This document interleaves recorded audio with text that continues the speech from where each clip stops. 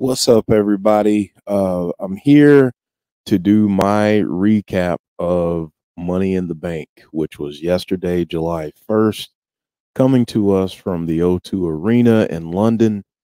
I thought it was a really, really good show. Really enjoyed it. Thought that we got a nice mixture of surprises and some things that we didn't see coming, and we'll get into that shortly. And I won't take up a lot of time doing so, but just glad that we got a really good show yesterday, and we started out with the men's Money in the Bank ladder match, which I thought was really interesting. And I know that going into it, a lot of folks really wanted LA Knight to win. I kind of fell into that trap too.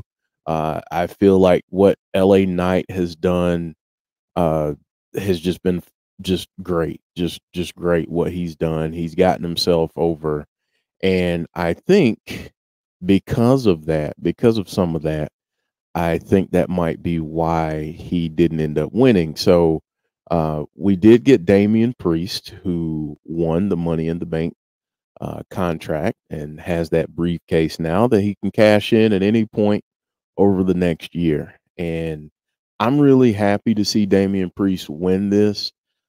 I know that a lot of people were really worried about Logan Paul somehow winning this. And I thought it was very funny and interesting to see that all the other competitors really just beat the crap out of Logan Paul and just try to take him out and keep him as far away from being able to climb the ladder as possible. And Damian Priest ended up winning this. I like this for Damian Priest.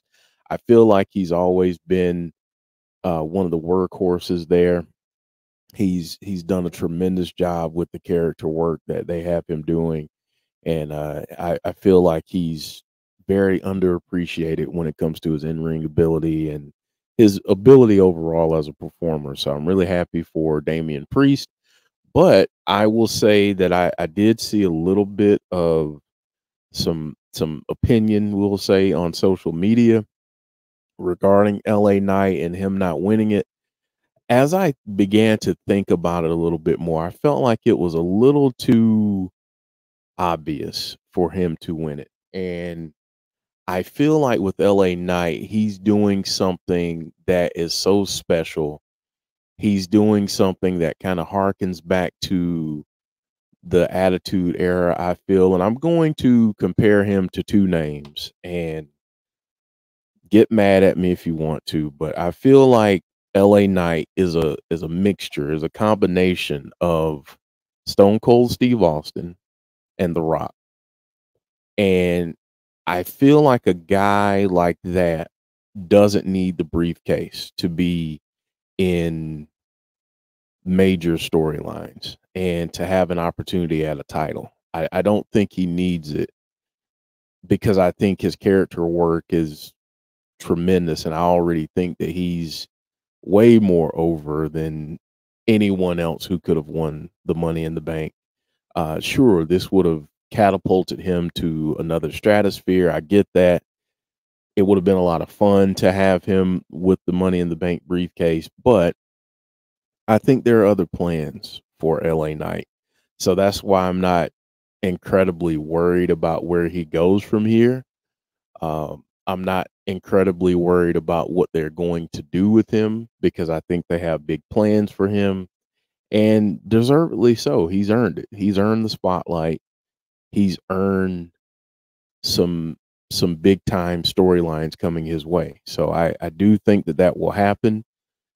I thought it was very interesting when Triple H was asked about him after during that press conference, and he said he talked about patience, and I get it. I do get it. It's not the popular thing, but I understand what they're trying to do. And yeah, I thought it was a really good men's Money in the Bank match.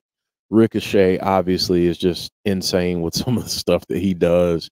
Um, but yeah, I thought it was a really good match. LA Knight is just a star. That's what I walked away from this saying and feeling.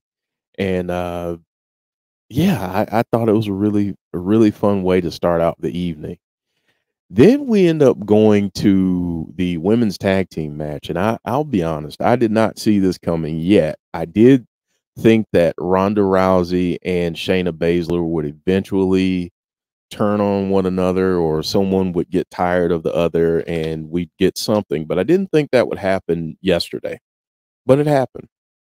And we had Shayna Baszler turn on Ronda Rousey, leave the match, and that left Ronda in there alone with Liv Morgan and Raquel, and um, they ended up winning the women's tag team championships. And kudos to them, congratulations to them.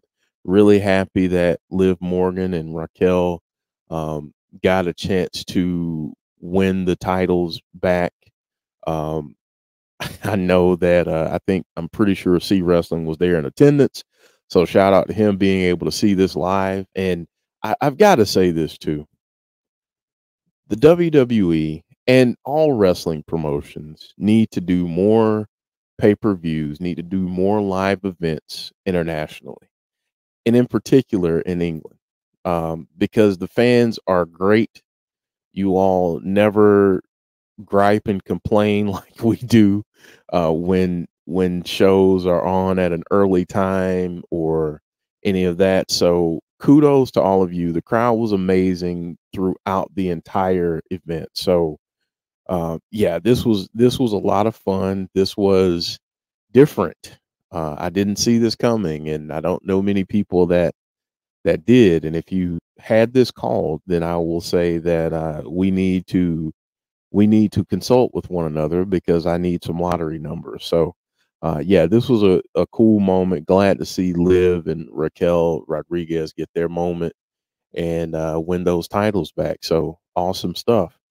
Next, we ended up getting the IC title defended by Gunther against Matt Riddle, and Gunther is just at a different level. That's all I can really say. Gunther is tremendous. The run that they've had him on has been just great, phenomenal, and he looks unstoppable. And then we ended up getting the return of Drew McIntyre, and I, for one, was really excited about that. Gunther just beat down Matt Riddle and took advantage of that injury and made Matt Riddle tap out. And then after the match, we ended up getting Drew confronting Gunther, and they traded a little bit of physicality there. And um, Drew put Gunther down with a claymore, and I'm into it now. I'm there for this. I want this feud now. I want Drew and Gunther, and maybe we see this kind of as Gunther making an ascent to the top of the card. Maybe this is an opportunity in facing Drew that gives him the chance to further prove that he belongs at the top. And I, for one, I'm interested to see what they do with this particular feud. I think for Drew, I absolutely love Drew McIntyre, and I think that he does deserve to be at the top of the card. I think that he is one of their bigger stars, and people are clamoring for him to have some type of championship. And I think no matter where he is on the card, he's going to be a fan favorite. But I want to see some big things with Drew. We'll see what happens, but I want to see this particular feud because I feel like it'll be hard hitting, and maybe we get a new IC champ at the end of this. So we shall see. After this match, we ended up getting Cody Rhodes versus Dominic Mysterio, and I know some people were like, "Well, what is this doing for either guy? Why do it?" I'll say this: when it comes to Cody Rhodes, I know many of us, with the way he came back in, and if you think about some of his booking before he left WWE and the potential there, I think seeing him back like he has been and how he's been presented has been great to watch. I know that he didn't get the moment at WrestleMania that many had hoped for, but I like Cody doing some different things, and being in there against Dom is different. I think that with Dom, he's so hated. He's so disliked. And a lot of that is because he's doing a really good job at being a despicable heel. And kudos to him, because honestly, with Dom, I was not entirely interested before he turned heel. And since he's turned heel, there have been some lulls and some times where I was like, okay, well, I see what they're going for, but maybe we'll get there. Does he have the charisma? Does he have the personality? And I love what they've done with him. The other thing that we have to take into consideration is Dom has not been doing this for a long time. I get that his last name is Mysterio, but just because his last name is Mysterio doesn't mean that he's going to perform or do things at the level of his father. You have to give people time to develop into who they are going to be. And I have enjoyed the ride. I really have enjoyed the ride. And I enjoyed the match. I feel like with Cody, this was one of those matches that you just kind of throw in along the journey, along the story, so to speak. Um, ultimately to get to where it is that he's going. Is he going to challenge Roman again? Is he going to challenge Seth again? We don't know. I don't know, but I, for one, am down for either of those matches because they will be great. Because Cody's outstanding, and he, no matter what they do with him, I have confidence. I do have confidence that at some point Cody will be champion, and once that happens, this will have all made a lot of sense to the people that have kind of been out on the fence about this and have been naysayers about it. I think that it'll all make sense once we get to the end of the story. So I'm really excited to see what they do next for both competitors. I want to see what they do with Dom going forward. I want to see what they do with Cody going forward. Just because I'm interested and invested in both. So another surprise that we got aside from Shayna and Ronda is John Cena showed up, and this was really cool. And it also made me feel incredibly old at the same time because I remember John Cena and his ruthless aggression days, and um, I remember him being that young guy that just wanted an opportunity, and now he's the elder statesman, and I really I've enjoyed what they've been doing with Grayson Waller. And I actually said this to Joe. We were texting back and forth during the event, and I said I really like what they're doing with Grayson Waller. I've seen some people compare it to the Miz, and I would agree in some ways, but I think that once he's able to perform again, and I know that there have been reports out there that he has an injury, and I definitely wish him the best and hope he gets better soon. But I really like what they've done with Grayson Waller, and I like the fact that he's got this show and he's bringing on all these people. You can love them, you can hate them, whatever. But I feel like Grayson Waller always stands out, no matter who he's in there with. And he did the same with John Cena. And John Cena, again, people have had a lot to say about him over the years. I feel like John Cena is just so underrated on the mic. People talk about his move set and all of those things, but I just feel like if you listen to him, if you break down his promos and you really, really pay attention, he's so good on the mic. I mean, it's undeniable, and one of the best to ever do it, just bar none. So really happy that he was there and to hype up the fans. And doggone it, London needs a WrestleMania. England needs a WrestleMania. There needs to be a WrestleMania. Why not just do it again at the O2? Why not? Or wherever you want to go, but just do a WrestleMania there.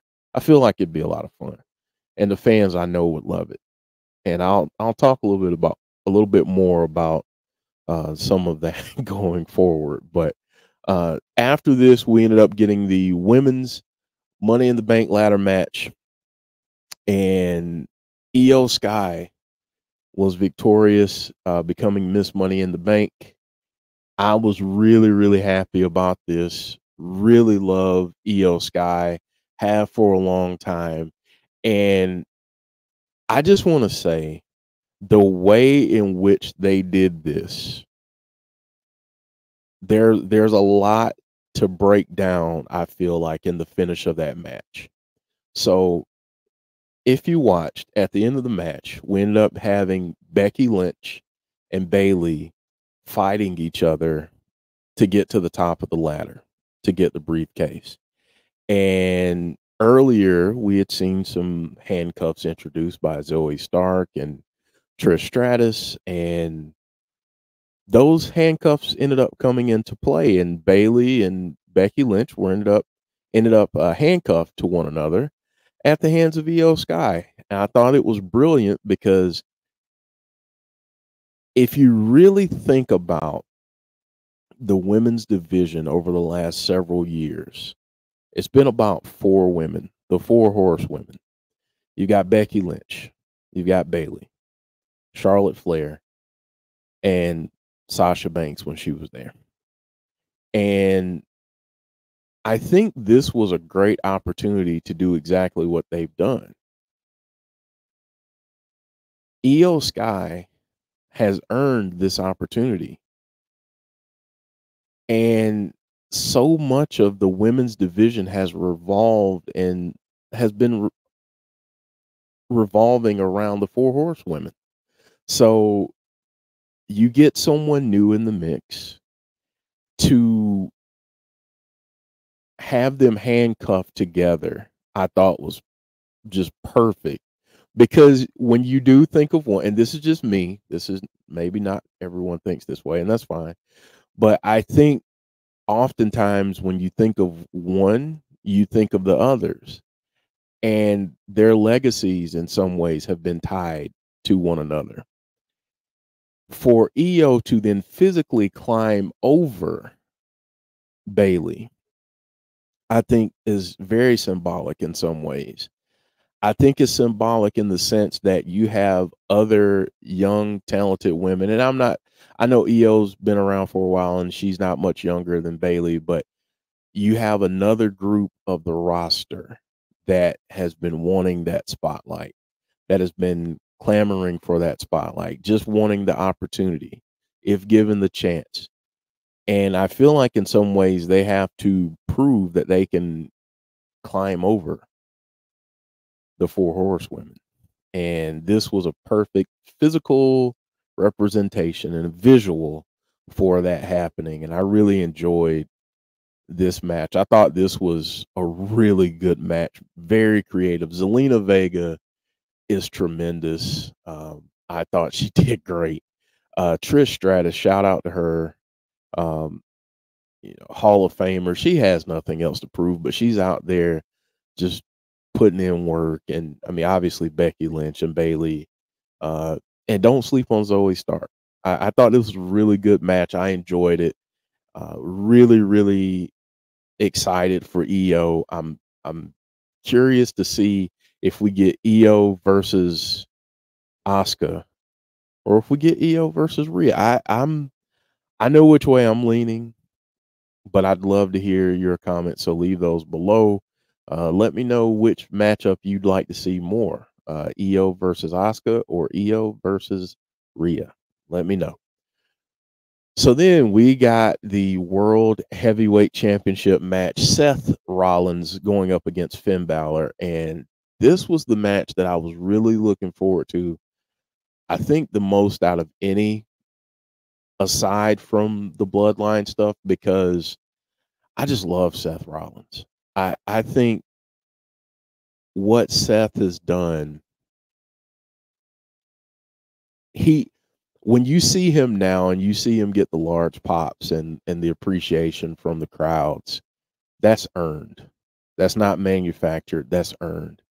And kudos to Seth for just putting in great performances, great character work, always delivering. Seth is the freaking man. And Seth ended up defeating Finn Balor to retain and had a little bit of a distraction there from Damien Priest, who came out. And I started thinking, are we going to get a cash in here? Is this going to be a triple threat now? How is this going to work?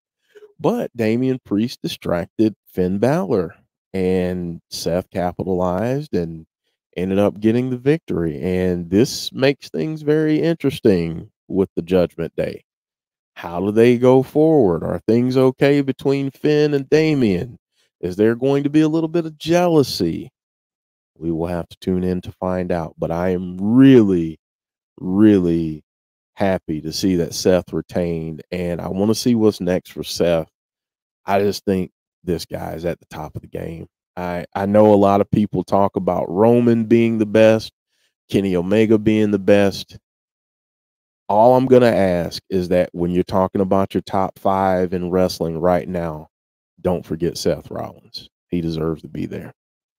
So then we get the main event, the Bloodline Civil War, and I'll just say this: the storytelling with the Bloodline stuff has just been fantastic. It's been tremendous, and the visuals, the facial reactions, and the intensity has been tremendous in the storyline. And we ended up getting the Usos winning.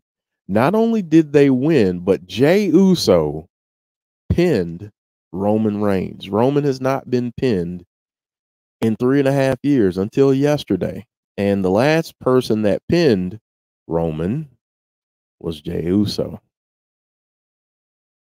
And he pinned him again yesterday.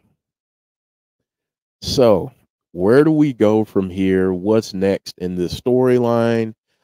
I can say that I feel like they're going to continue to unpack this. I saw some things in the match yesterday that really piqued my interest. So, there was a point in time where the Usos had the upper hand and Roman is just beside himself.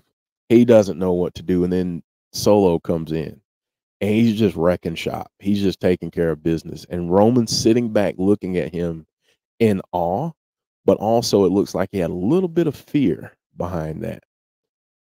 So I know some people have said, well, is Solo going to turn on him? Maybe Roman self-destructs here. Roman, after this match, had a huge tantrum. He was very emotional, beside himself. And I think it's possible that we could get some self-destruction from Roman. I thought that this was interesting too. If you go back and think about Roman, they Roman has really gotten the raw end of the deal in some ways. It's hard to feel bad for Roman at this point, given that he's been on this run that he's been on. But if you go back and think about the groups, the factions that he's been a part of, a lot of people have turned on Roman. And, in some cases he deserved it, maybe not. In this one he deserves it. He's earned the turn here. But I mean, think about the Shield. He's had some folks turn on him. I wouldn't be surprised if WWE really leans into that. And at some point over the next 6 months to a year, we see them trying to make him a massive, massive baby face again, using the fact that he's always had people to stab him in the back. He's always had people turn on him. I don't know. Maybe that's a little far-fetched, but I think it's possible that they end up doing that with him. But this has been absolutely tremendous. I've loved this storyline. It's hit its peaks and valleys. There have been some times where people are like, okay, this is getting a little stale. I was one of those people, and then they find a way to bring you back in. So I'm digging it. I love where they are right now, and honestly, Jay and Jimmy picking up this win, I think, just delivers another blow to the bloodline, and I want to see how Paul and Solo and Roman recover from this loss, because this is something that we haven't seen. We haven't seen Roman be defeated. So how does he move forward? How does Roman pick up the pieces and move forward? We shall see. We shall see. I did mention a little bit earlier that I want to talk about um, just the fans, and I think that with live events, with wrestling, um, since that's what we're talking about, fan involvement, fan excitement is crucial. It is absolutely critical, and I think sometimes as fans in the U.S., we take the abundance and the accessibility of wrestling for granted. And to see a crowd that into an event from start to finish was absolutely spectacular to see. And I really enjoyed it, loved it. And I really hope that WWE and other promotions, I know right now Impact Wrestling is over in Australia, and AEW will be going to England pretty soon. Um, I'm happy about that. I'm going to tune into those shows because I want to see the reactions. I want to see how into it, how invested the crowd is. And I would give a challenge to fans here in the US. When you go to shows, when there's an event nearby, really give your all. Really pour yourself into it, because the talent in these companies, they do that. They do all of this for our entertainment, and I'm appreciative that they risk their safety and they risk injury to entertain us. I'm appreciative that they want to entertain us. So I think we all can be a little more appreciative. I think we can all be a little more grateful for the opportunities that we have to watch wrestling live, and just know that not everyone has that same opportunity. And when folks get it, do you appreciate it, or is it just kind of a, okay, it'll be back in 6 months kind of thing, or 3 months kind of thing? Do you get spoiled? So that's my challenge: is if you're going to a show, really pour yourself into it. Get invested, cheer the whole time. I feel like if you come away from a live event, whether it's wrestling, a concert, or anything, and your voice is still the same, and you're not losing your voice, and you're not extremely tired, then you didn't do it right. So that's my challenge. Really enjoy the moment, enjoy the entertainment that's in front of you, and yeah, just appreciate it. Appreciate it. So that's it for me. Thank you all so much for tuning into this video to hear my recap of Money in the Bank. And we'll be seeing you soon on this channel. Take care. And as always, drop a like on the video. And if you're new to the channel, please hit that subscribe button. Thank you.